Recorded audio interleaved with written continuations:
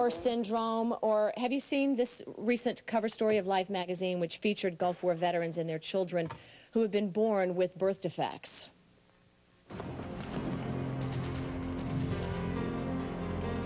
Over there! When they left to serve in the Persian Gulf War in January of 1990, some of our military forces were given vaccines, and while in the field, they were ordered to take medications and use insecticides. Many of them were also exposed to smoke from burning oil wells and, worse, radiation. As a result, as many as 45,000 veterans say they have Gulf War syndrome, with debilitating symptoms from nausea and fatigue to rashes and aching joints. And now it appears that their children may be the next wave of victims. In just a few moments, you'll meet Cedric Miller and his family. Cedric, who was born after his father served in the Gulf War, has Goldenhar syndrome. The left half of his face is shrunken, with a missing ear and a blind eye. At age 3, he weighs only 22 pounds. Kennedy Clark's father, Darrell, was an Army paratrooper during the Gulf War. Although Kennedy appeared normal at birth, she had no thyroid gland, and after a few days began developing life-threatening hemangiomas that disfigured her face and blocked her airway. We'll meet Kennedy and other children of Gulf War veterans later on our show, including Dominique, whose lower right arm is missing, and 1-year-old Christian, who has a deformed heart on the wrong side of his body. Does a Gulf War syndrome exist? And if so, can it be passed on to the children of veterans? Or are Cedric, Kennedy, Dominique, and Christian, with their tragic situations, simply part of the national average of statistics for children born with birth defects? We contacted dozens of people, from the military, from the Pentagon, to the Department of Defense, asking them for answers to come on the show. What's your point of view?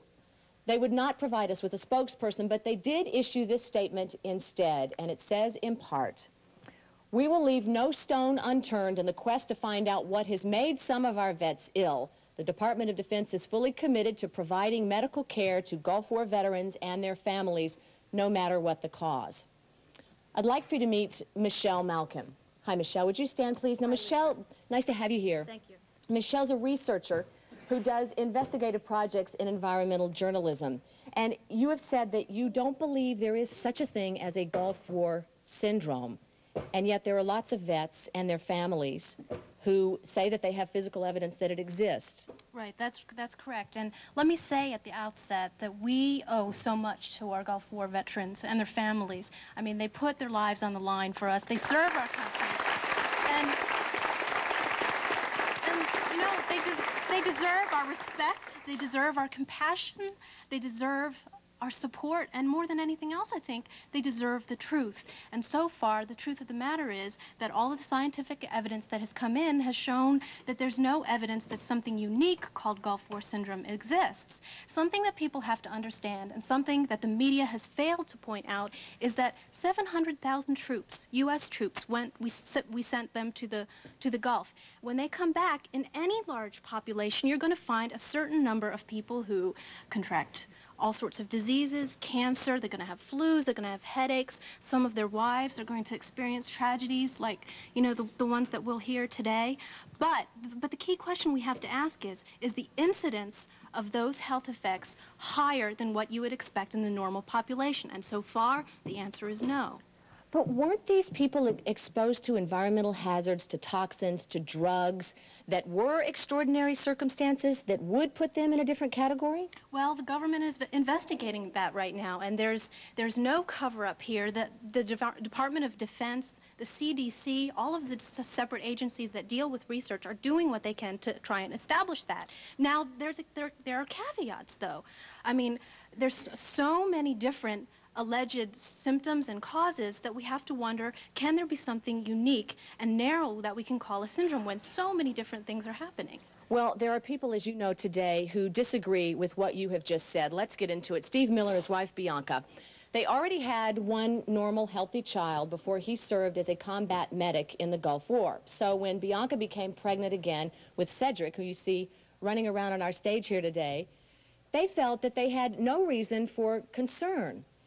Steve, when you were there, did you realize, did you think that you were being exposed to things that would be dangerous?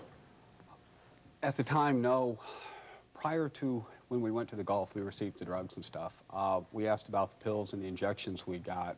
Now, pills and injections and drugs, what, to, as preventatives for nerve gas? Nerve gas.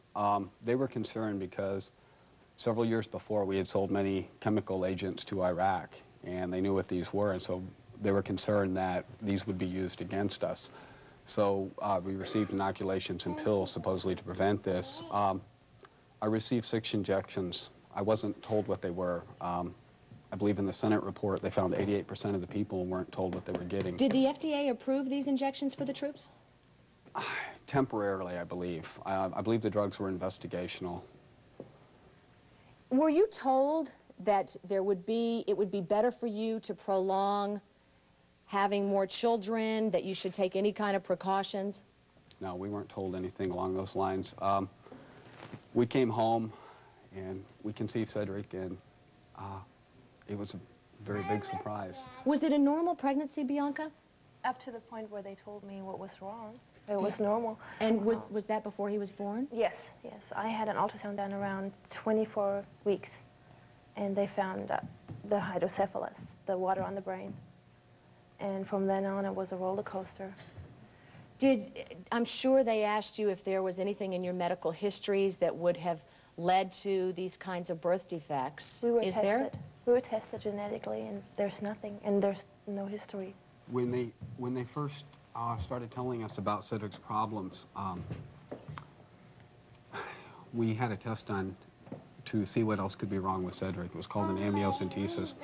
And the genetics people told us it'd take about a week to get the results back, or 30 days. A couple days later, they called us up and they said, Cedric has some really unusual chromosomes. We'd like to test you and Bianca. And our tests were negative. And so this was not hereditary or anything that me and Bianca carried within us.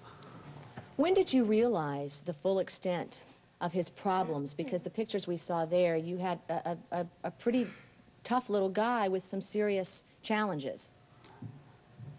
The extent at birth. At birth. We didn't know about half of it. Cedric was completely missing his left eye. He has a glass eye in right now, and the heart was on the right side of the body. And he has a tube going from his brain to his stomach that drains the fluid, and his windpipe and esophagus were connected. Boy, he has a joyous spirit, doesn't he? This is not a shy kid. Cedric is just loving himself on TV. Darling.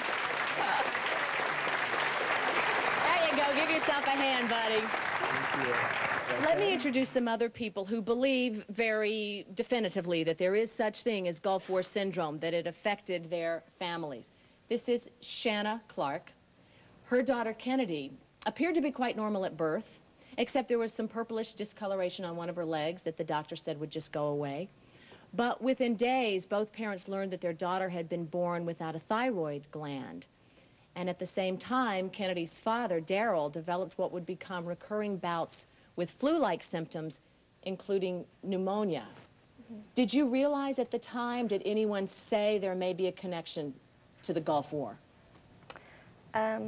We didn't know until we actually came back stateside. And I had met someone who also had a child. We were at a health club, and she had a little boy who was born missing an ear and then deaf in his other ear, and he was born with an extra thumb. And she just introduced herself to me, and we both had husbands that served in the Gulf. You disagree with what Michelle Malkin said, that this is a creation Definitely. of maybe media hype, maybe some mass hysteria. Your husband did test positively for radiation exposure. Yes, he did.